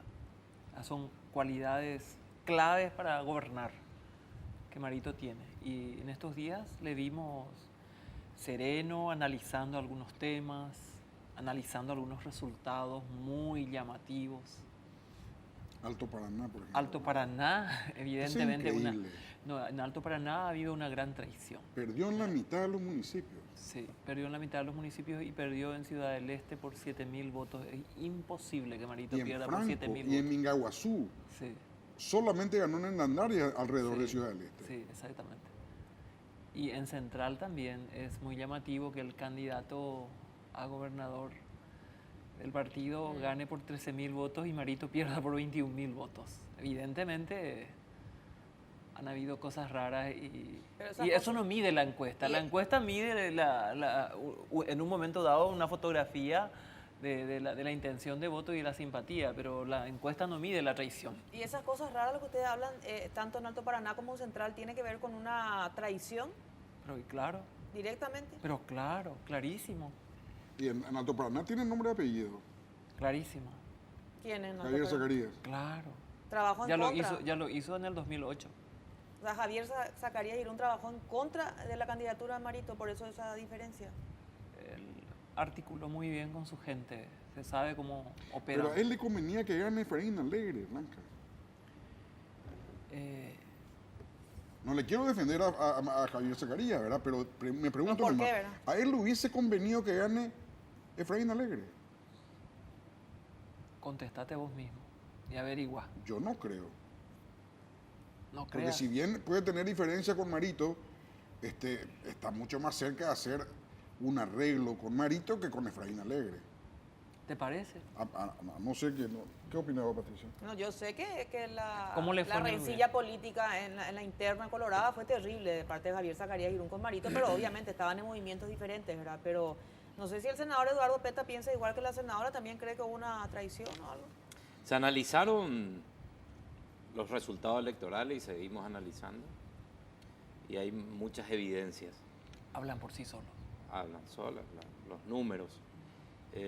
Lo preocupante fue en el día cuando teníamos información, porque cuando se comenzaron a integrar los comandos electorales, Añetete fue ganador de las internas y se cedió mucho sobre la dirigencia de Honor Colorado, en su gran mayoría. ¿Por qué? Porque eran presidentes de seccionales, eran intendentes en algunos casos, y nosotros teníamos una tropa de Añetete distinta, de 4 para abajo de nivel. Entonces, logramos integrar en algunos lugares. Decía Calé, es el abrazo republicano sin unidad granítica. Eso es evidente. Es decir, no se percibían en el escenario, etc. Y hoy, viendo todo el trabajo que se hizo, uno ve en Villarrica, por ejemplo, también resultados adversos. En Villarrica, por más que en Guairá se gana. En Limpio, zonas muy llamativas, donde la misma dirigencia base de Añetete te comenzaba a informar cerca del mediodía que no se estaba moviendo la estructura. Y eso pudo haber hecho que los resultados sean muy distintos a lo que señalaban las encuestas. Eso es el análisis que nosotros hacemos así a prima facie. Hemos pasado, se ha ganado, lo más importante, y ahora hay que ¿Y en gobernar. Central qué pasó entonces? Que vos fuiste candidato a gobernador ahí, Eduardo. ¿Qué pasó en Central? Y en Central trabajó la ¿Por qué 30.000 votos de diferencia entre una lista y la otra lista? 13.000 votos de diferencia. No, 30.000 digo entre lo que más que tuvo Hugo Javier y lo menos que tuvo Marito. 34.000. 34.000, por eso. 34.000. Nosotros vemos que muchas ciudades se han perdido y tenemos información del porqué, de la dirigencia misma, que informaba ese día, y ese día se comenzó a mover mucha gente, es decir, a trasladar. No fue una elección fácil, y tranquila. A nosotros nos sorprendió cuando veíamos que se comenzaban a tener los primeros cómputos, ese 20 puntos cómodo que se tenía en un principio de diferencia, no nos hizo dormir, estábamos atentos, pero teníamos como un presupuesto que esto suceda, y sucedió, están los números. Entonces eso se analiza en equipo, sin lugar a dudas, hay una gran dirigencia que se movió, enorme, se trabajó, y ahí está el resultado. Pero en Itapúa tampoco no ganó lo que tenía que haber ganado. En Cazapá no ganó tanto. Cazapá fue peleado hasta cierto horario. Por eso. Pero en Cazapá, en la época liberal, el Partido Colorado ganaba en 2 lugares. En Cazapá y en Paraguay. Y Cazapá no sacó ninguna diferencia importante. Ahí nomás estuvo. Entonces, no sé si es solo individualidades que, entre comillas, traccionaron en algunos lugares, sino que también hubo algo más. Le consulto a la senadora, en el caso de Javier Zacarías, ya que estaba hablando específicamente, él es muy cercano al presidente Horacio Cartes. ¿Ustedes creen que hubo tal vez una directiva de bajar los brazos en Alto Paraná de parte del propio presidente de la República? A mí me costaría creer eso porque nosotros percibimos que el presidente estaba jugado y acompañó en serio, ¿verdad? Nos costaría creer, ¿verdad? No queremos hacer tampoco especulaciones. Yo creo que no caben las especulaciones. Mirar los números que hablan por sí solos nomás es lo que estamos haciendo. No queremos ir más allá y hacer especulaciones que son absolutamente estériles. Ahora tenemos que enfocarnos a organizar el gobierno, ¿verdad? Apoyar a Marito en todo lo que signifique la organización y la construcción de las metas que de hecho ya están, pero que se tiene que empezar a trabajar con los cuadros de Estado. ¿Estás para ser ministra, Blanca? No, yo soy No, senadora. ya te escuché tu explicación. Yo soy igual, senadora Blanca, y yo te además hay conozco pocas hace un mujeres tiempo en ya, el entonces. Senado. ¿Ah? Además hay pocas mujeres en el Senado. Yo creo que yo abogo porque haya mucho más participación femenina en los órganos legislativos y en todo el aparentemente gobierno. ahora va a salir la ley de paridad. Y no sé. Para el 2023, No sé, yo, para el 2020 ojalá, ya va a ser así. Ojalá esa ley también hay que mejorarla porque en su intención es buena, pero hay algunas cosas que no están muy bien redactadas.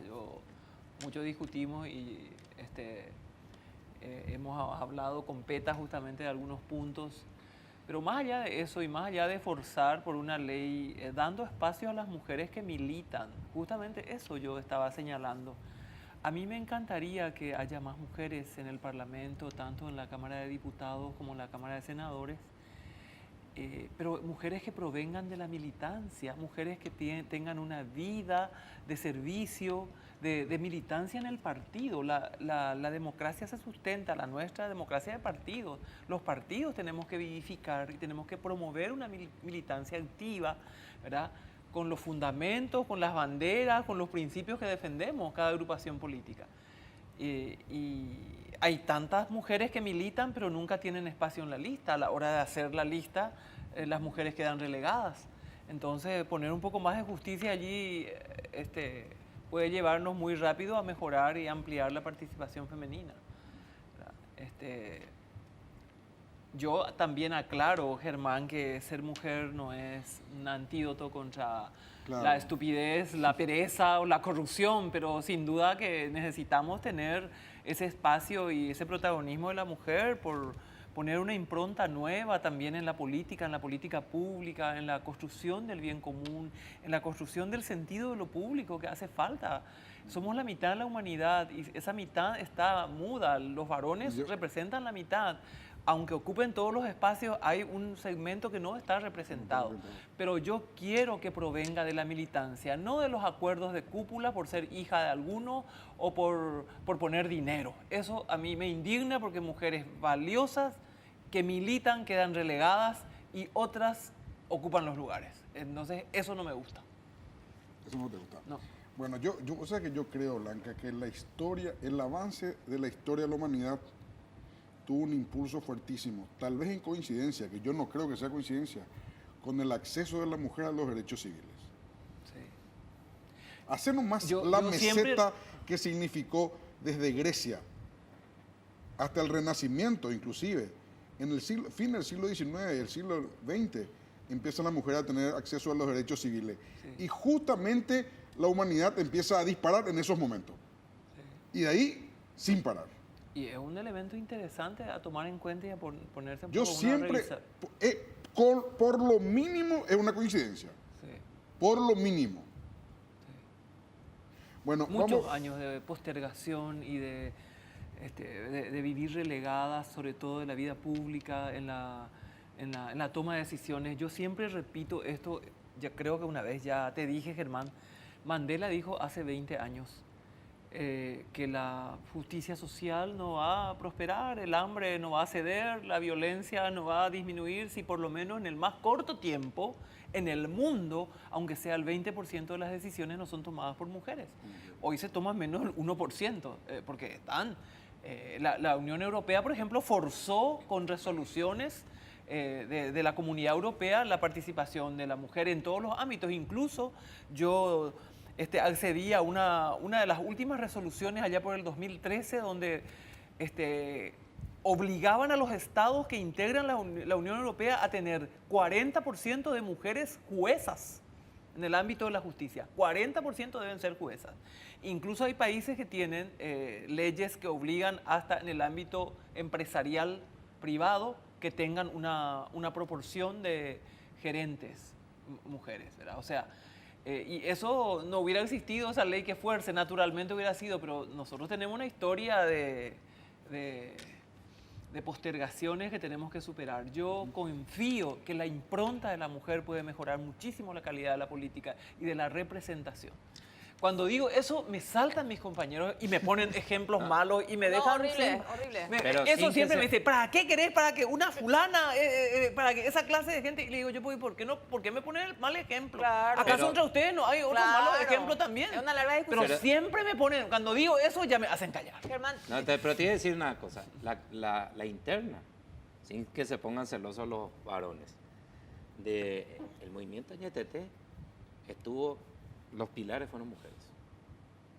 Todo el movimiento, de lo que se vio en Central, en todo lo que fue preparación de campañas, eventos, recaudación de dinero para sustentar la campaña, estuvieron en base a mujeres. Es decir, la gran conquista de esa interna, en un alto porcentaje fueron las mujeres de ñeteté y nos llevaron a la victoria. Germán, Y en la caminera, voy a traerle un ejemplo. Cuando la caminera mujer egresaba como cadete, uniformada, los varones decían, la parte administrativa. Cuando yo ingreso, dije, bueno, el alcoholímetro en tu mano. Bajaron violentamente los índices de corrupción en la calle. Cuando una uniformada mujer tenía el alcoholímetro y le hacía soplar al conductor. Fue un éxito, fue un éxito. Marcan la diferencia, no sé si son más honestas o son más respetadas para que no las se... dos cosas. Bueno, las dos cosas. no digo en esa No, de verdad, experiencia. en serio, con la A experiencia mí que me uno tiene. resultó, así que para mí la ley de paridad tiene algunos defectos, que fue debatido inclusive, y algunos que fue así a la Cámara de Diputados, que me parecería que tendríamos que mejorar, pero sí estoy de acuerdo con que Mario en este gobierno que va a asumir incorpore a un alto número de mujeres. Bueno, ahora yo le quiero consultar Sí. justamente a No, Milcar tenemos una pausa respecto a Patricia. economía, pero por Sí, lo menos no, breve, pero- 3 puntos nomás, Sí. Germán, que nos deje así en el aire los temas principales que Mario tiene que atender con esta... con este Los nuevo gobierno. problemas sería, Amilcar, lo que queremos saber. Y yo creo que el principal va a ser el de la gobernabilidad. Después podemos desarrollar. Claro. Es el principal Ese va a problema. ser el principal. Bueno, y después no contar más problemas, ¿no? Sí, ok. Porque acá le invitamos a ellos dos para resolver problemas, no para que nos cuenten lo lindo, porque hay partes lindas también que va a recibir Marito. Tiene 2 o 3 decisiones muy fuertes que va a significar mucha plata para nuestro país.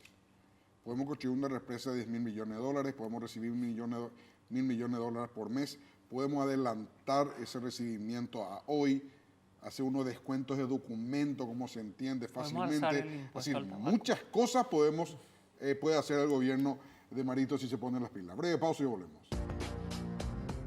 Bueno, Amilcar, haceme un stock de los 3 primeros puntos de problema que va a tener en el mundo económico el nuevo gobierno. Sí, bueno, yo veo 3 escenarios que se pueden presentar y que primero quería describirte esos 3 escenarios y de paso comentar los principales desafíos. Un escenario pesimista, un escenario que podríamos denominar normal y un escenario positivo, optimista, donde Paraguay pega el salto. El escenario pesimista tiene que ver con 2 nubarrones que yo veo en el horizonte, que van a ser, creo, los principales desafíos que va a enfrentar el nuevo gobierno. Uno es la construcción de gobernabilidad. Dicen las calificadoras internacionales que, como sabrás, Paraguay está en el escalón más alto previo a lo que se llama el grado de inversión. Y lo que impide que Paraguay ya tenga ese grado de inversión, dicen las calificadoras, Paraguay tiene un problema de debilidad institucional, por un lado, una justicia, digamos, absolutamente susceptible, sometida, digamos, al poder político, fáctico. Y bueno, eso es lo que todavía no le hace merecedor del grado de inversión. Nada más por citar algunos ejemplos de países con grado de inversión en la región, Perú es uno de ellos. Si vos te fijas, prácticamente todos los últimos expresidentes están imputados por la Fiscalía, procesados por la justicia, incluido Ollanta Humala, que ahora acaba de salir un año después de estar en la cárcel con su esposa. Acaban de salir ahora por una medida para seguir su proceso en libertad. Brasil era un país también que podemos criticarle muchas cosas, pero vemos que las instituciones existen y están funcionando plenamente. Esa reforma judicial que había hecho el gobierno de Lula, de ahí sale una camada de jueces, una justicia fortalecida que ahora es la que manda presa a media clase política, media clase empresarial y al propio Lula, ¿no? Entonces Paraguay es un país que tiene esa debilidad de que las instituciones claramente no funcionan, están, digamos, de fachada para el poder político de turno o para servir al dinero. Lo otro es la inestabilidad política, dicen las calificadoras, debilidad institucional, inestabilidad política. Algunos a veces hasta en reuniones han dicho exagerando, Paraguay es un país ingobernable, ¿verdad? Porque el precio que hay que pagar por la construcción de gobernabilidad es muy alto y eso, bueno, tiene que ver con nuestra clase política todavía, una cultura, ¿verdad? Una clase política demasiado voraz, en mi opinión, y creo que ese va a ser otro gran problema o dificultad o desafío que va a enfrentar este gobierno. La construcción de gobernabilidad, qué precio va a tener que pagar para construir esa gobernabilidad y bueno, y tener de esa manera sustento. En ese escenario negativo yo veo problemas de gobernabilidad que digamos, cueste construir, que mucha gente... digamos, especialmente el Partido Colorado, se sienta con ciertos derechos, como diciendo, ahora estamos de regreso, es nuestro momento, que eso haga que empiece a aumentar los niveles de corrupción pequeña, pero a la vez masiva en las instituciones públicas, esa vieja cultura que bien conocemos en Paraguay, del maletín para el político importante que lo puso, etcétera, que eso termina afectando las recaudaciones fiscales, porque hay que recordar que si bien el fisco en este momento está en una situación, podríamos denominar, ordenada, tampoco es que estén holgados, ¿verdad? Ahora hay, por ejemplo, una deuda con las farmacéuticas de 150 millones de dólares que, bueno, se venía bicicleteando y no se venía pagando. Ahora parece que se va a pagar, pero lo que quiero señalar con esto es que el fisco está en una situación donde no puede, digamos, no va a poder soportar una caída sensible de la recaudación debido a esa recaudación, que las aduanas del país, las instituciones públicas encargadas de recaudación empiecen a nutrirse nuevamente del amigo, el seccionalero, el recaudador. Eso va a tener, yo te puedo asegurar, un impacto sensible en las recaudaciones. Eso va a obligar muy rápidamente en el primer año probablemente a que el gobierno impulse una reforma tributaria no deseada, nada más por las circunstancias, obligado por las circunstancias.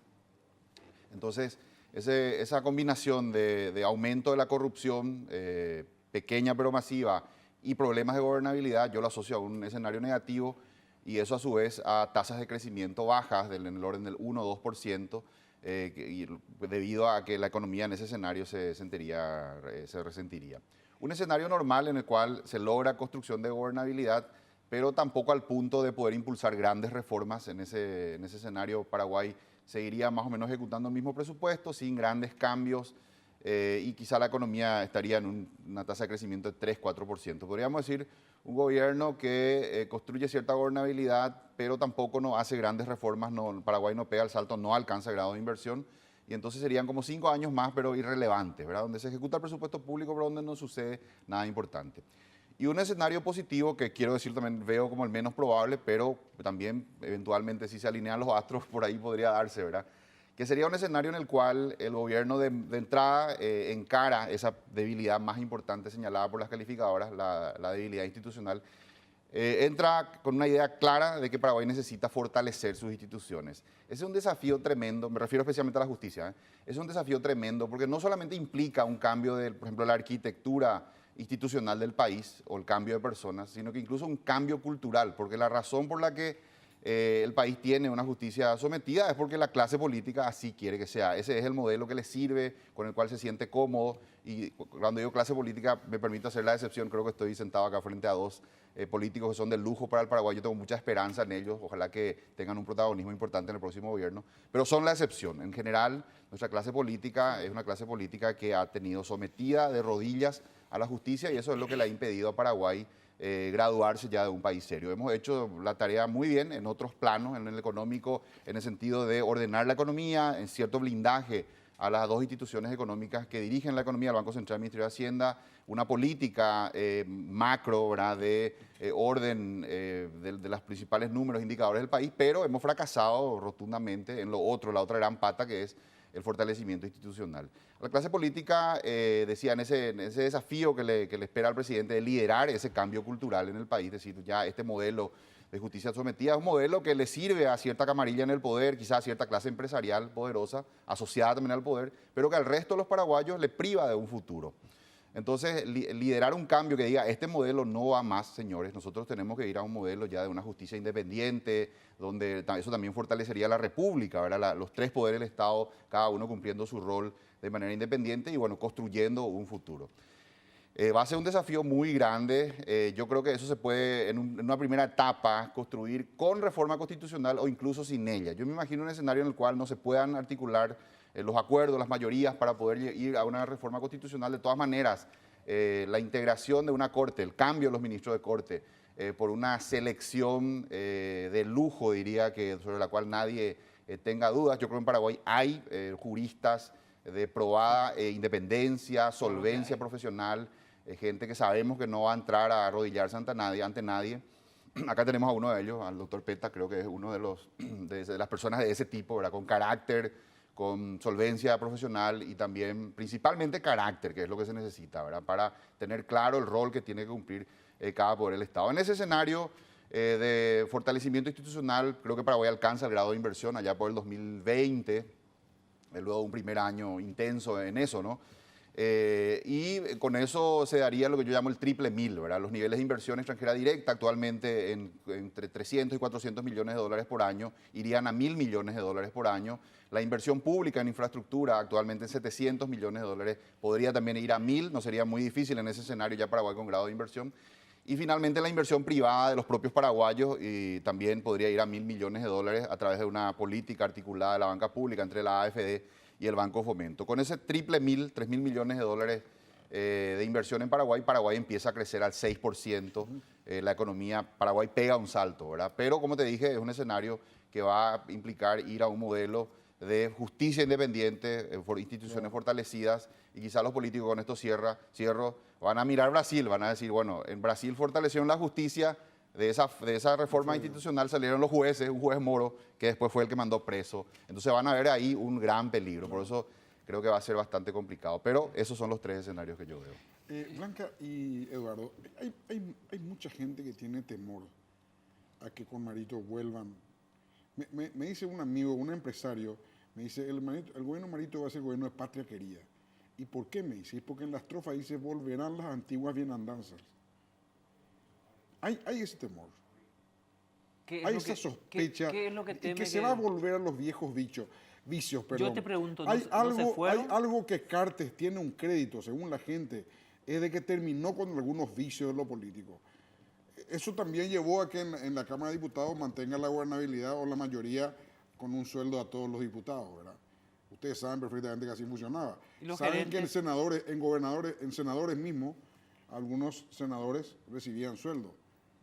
Entonces, ¿cómo compaginar todo eso y lo que dice justamente Amílcar, que la gente no diga, este es el momento de volver a las viejas andanzas?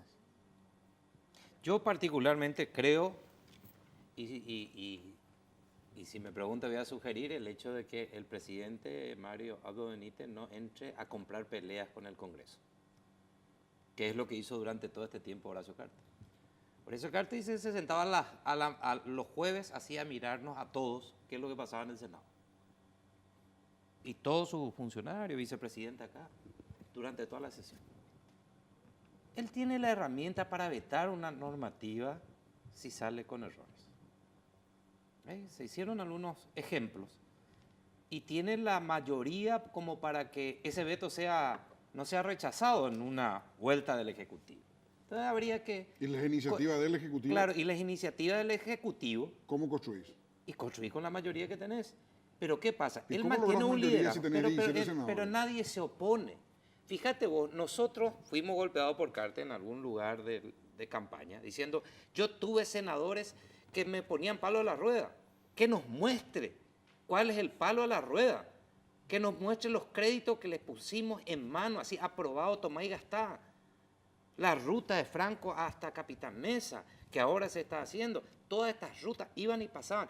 El Metrobús, es decir, todo, pero venían así sus ministros y hablábamos con ellos y hacia dónde queríamos ir, todo lo de Senavitad.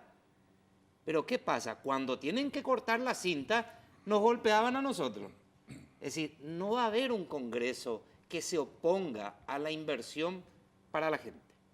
Lo que decía Amílcar, y le agradezco el concepto, en relación a lo que Marito señaló en un momento dado. Uno de los peores problemas que estamos teniendo es la justicia que no es independiente.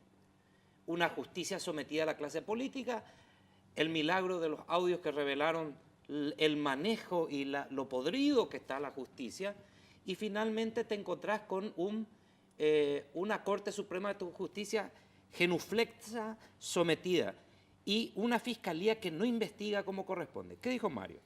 Mario dice, vamos a hacer un acuerdo con OEA, que se celebró ese acuerdo en el 96, convertimos en ley nosotros, aprobando ese acuerdo, donde vendrán a fortalecer las instituciones como Ministerio Público y Poder Judicial en su capacidad investigativa para todo este tema de lavado de dinero. Acá hay problema de capacidad para la investigación también, y en algunos casos Oñembotagui y los muchachos, pero necesitamos tener ese soporte que hizo en Guatemala, bajo ese acuerdo, fortalecieron a la Fiscalía con conocimiento, control ciudadano, medio de comunicación, de los delitos que se cometen contra el Estado, es decir, contra el gobernador que tocó la plata del pueblo. Ese se tiene que ir preso. Pero para eso tenemos que tener un liderazgo, decirle, señores jueces y fiscales, anímense a ser distintos, no se tolera más la corrupción, sea del signo que sea. Ese es el peligro para los mafiosos, el perfil peligroso de Marito para la mafia en este país. Eso sí. Pero Eduardo, el fiscal general del Estado antiguo, sí, Díaz Verón, que la prensa demostró no una vez, 10 veces, de dónde sacó la plata para tener todos esos bienes. Y uno, por enriquecimiento ilícito, se va preso. No podés evitar. Y él no lo está. Te pregunto una cosa. Entonces, vos estás en el jurado, ¿cómo puede ser? Pero todavía escúchame, todavía no asumió un Mario Abdo Benito al gobierno. Ni siquiera se le proclamó. Entonces, todo el sistema goza de muy buena salud. Ahora, cuando vos llegás al jurado... Porque hay un nuevo fiscal general del Estado. Claro. Ese fiscal general del Estado, esa fiscal general del Estado, yo te digo lo siguiente. Hablando con Marito y mostrándole la visión hacia dónde queremos como gobierno, para que haya estabilidad jurídica, para que el que tiene $1.000 millones mire Paraguay y diga, no me va a cocinar un abogado que le llama al presidente del jurado y me cocina con un juez un expediente. Exacto. Eso tiene que terminar.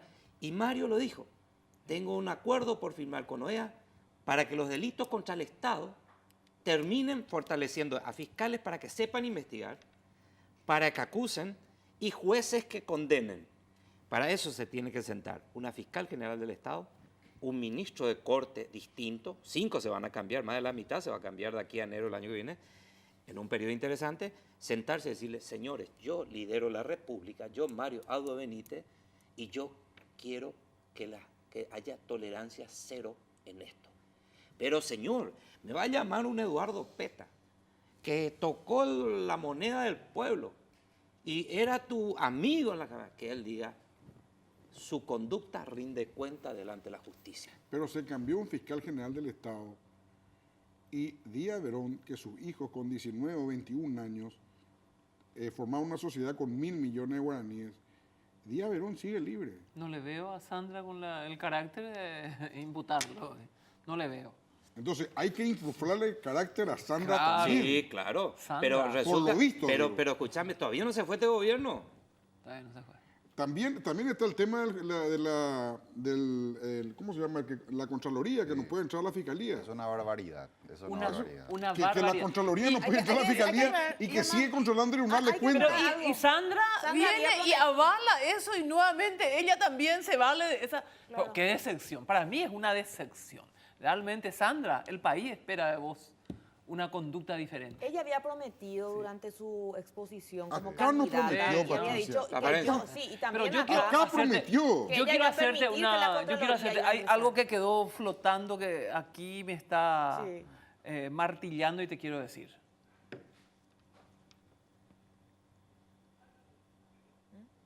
Los maletines de los gerentes, sobre todo de algunos que se conoce, ¿verdad?, que decían, aquí necesitamos gente seria, no sensionaleros, poniendo un dejo peyorativo absolutamente al seccionalero, como si la militancia en sí sea mala y que necesitamos técnicos, y se sabe lo coimero que era, ¿verdad? Todo el mundo lo sabe. Sigue siendo. Y sigue siendo, por favor. Mira, endilgar solo a la clase política, aprovecharse de un gobierno al que se accedió gracias al trabajo de los políticos y desde allí enriquecerse escandalosamente como hacen algunos de los gerentes de cártel, realmente es decepcionante y es una doble moral que tenemos que desnudar si queremos realmente un país en serio. Porque no me van a venir a decir los gerentes, muchos de ellos en los negociados que se metieron, ¿verdad?, de que la clase política, por supuesto que entre políticos hay gente averiada, pero también hay en todos los ámbitos. Nosotros lo que necesitamos es eso que expuso muy bien Amílcar y amplió Peta, justicia independiente, porque un principio fundamental de la democracia es la igualdad ante la ley, y nosotros eso no tenemos. La igualdad ante la ley. Nosotros tenemos elecciones libres, participamos cada 5 años, somos un país democrático. Yo creo que aquí no va a volver la dictadura. Nosotros, yo creo que la construcción de una sociedad democrática, abierta y pluralista no tiene retorno. Paraguay ya no va a volver a un régimen autocrático, pero, por más de que a muchos a lo mejor quieren. Pero eso no es todo. La democracia tiene que tener sustentación en virtudes cívicas, en una sociedad que cree en sus instituciones. ¿Cómo vamos a promover virtudes cívicas si no necesitas virtudes, si lo que necesitas es un amigo coimero o dinero a cualquier costo? O dinero de cualquier origen para poder salir adelante y comprar la justicia. Nosotros allí tenemos que atacar. Esa es la base clave de sustentación de la sociedad democrática. Y la sociedad democrática busca el bien colectivo. La justicia social es un ideal de la república. ¿Cómo vamos a lograr justicia social si un elemento central que es la igualdad ante la ley no tenemos? No tenemos igualdad ante la ley porque si no tenemos un juez amigo, ¿verdad? Ahora, ante la comunidad internacional, ¿es un bochorno que Óscar González Daer siga, o sea, haya sido de vuelta reelecto y posiblemente, de hecho, va a ocupar de vuelta su banca? ¿Puedes respondernos a la vuelta, Amílcar? Te voy a hacer una breve pausa. Pausa y volvemos.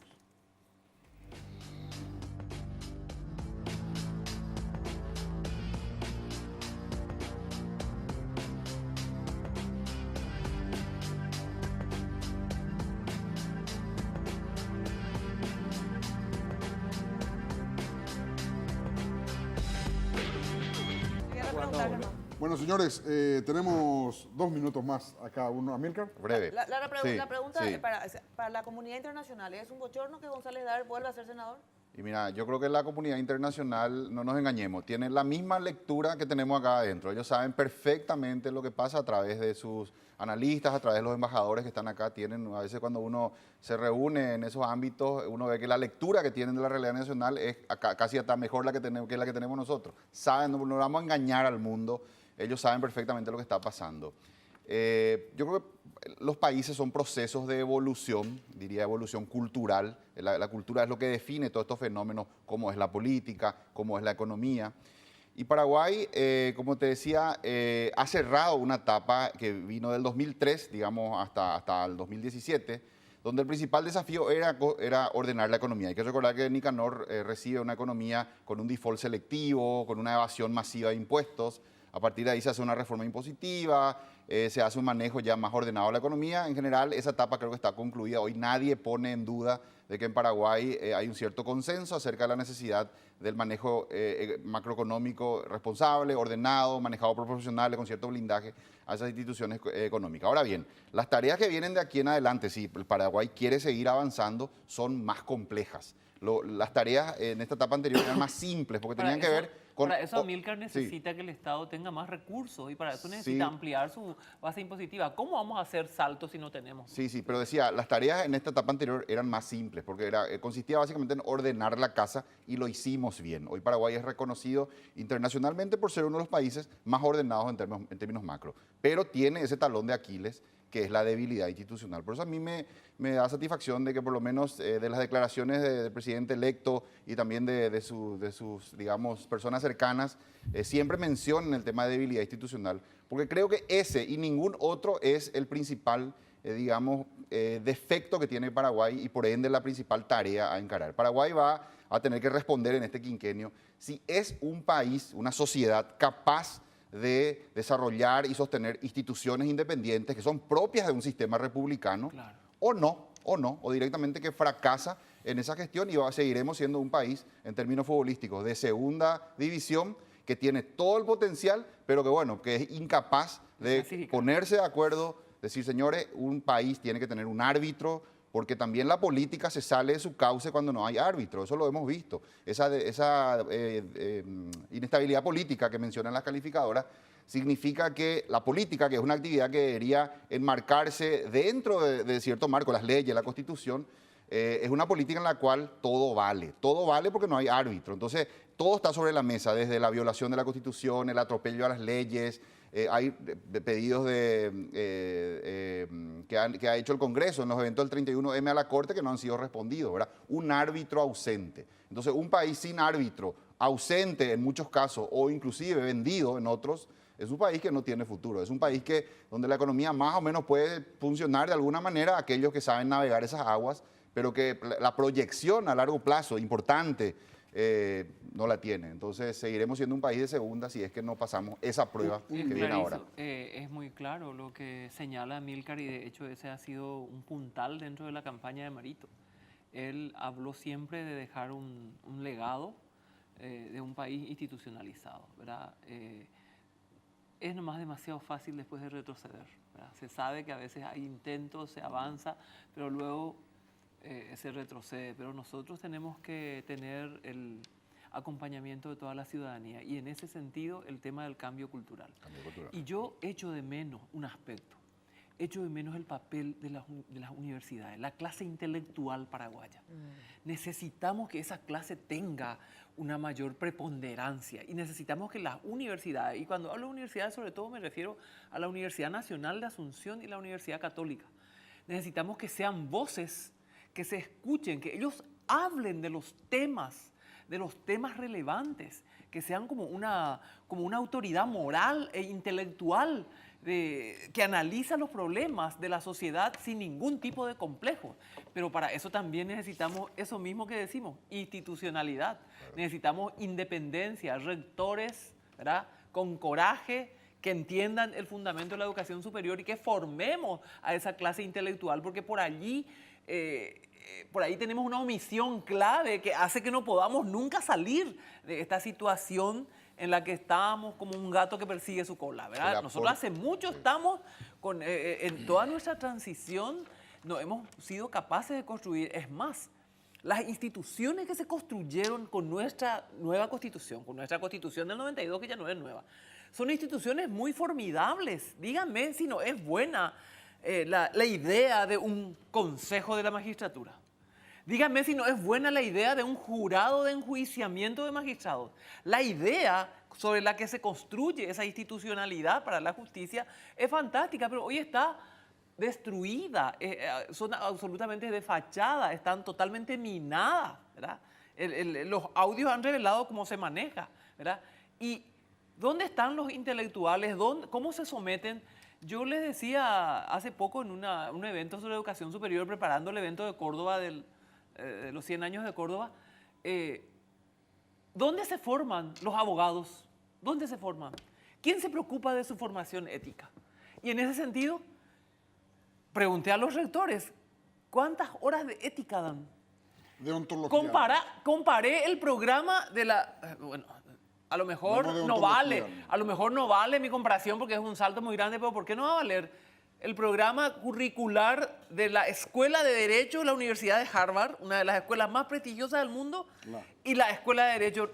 La Escuela de Derecho de la Universidad de Harvard estudian los modelos de desarrollo moral. Eso es una materia, van formando. Nosotros necesitamos entender que el fondo de nuestros problemas es la ética. Y hoy hay en el mundo un movimiento hacia ahí.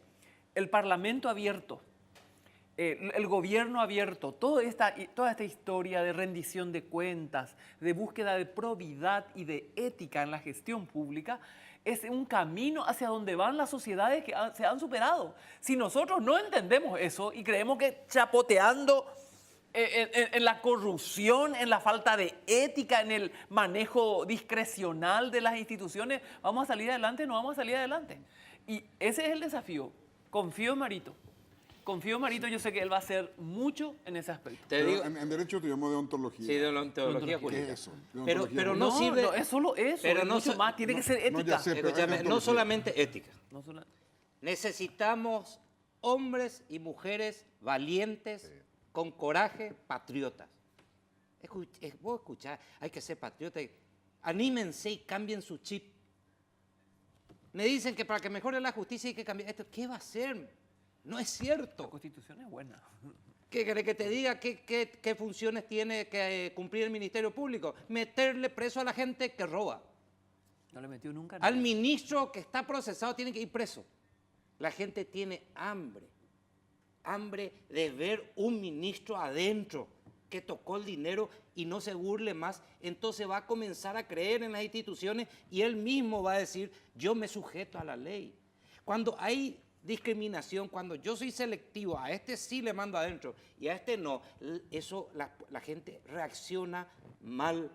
Entonces cuando uno ve lo que nosotros necesitamos en este momento, es el liderazgo de Mario, que cuando asuma, se vaya a hablar con cada uno de estos líderes de las instituciones, Ministerio Público, y decirles, señora fiscal, yo lo voy a respaldar políticamente. Señores jueces, anímense.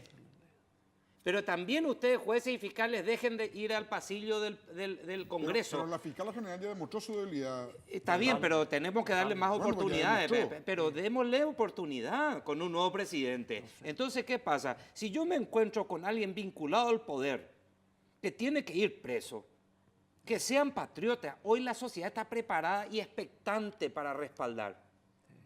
Pero cuando ve que aquel que tiene poder trafica influencia, sale con una sentencia, las chicanas, dilatan, vos tenés una corte genuflexa y que se sacan medidas cautelares. Hoy, fiscales que hemos suspendido en el jurado, la corte no lo suspende.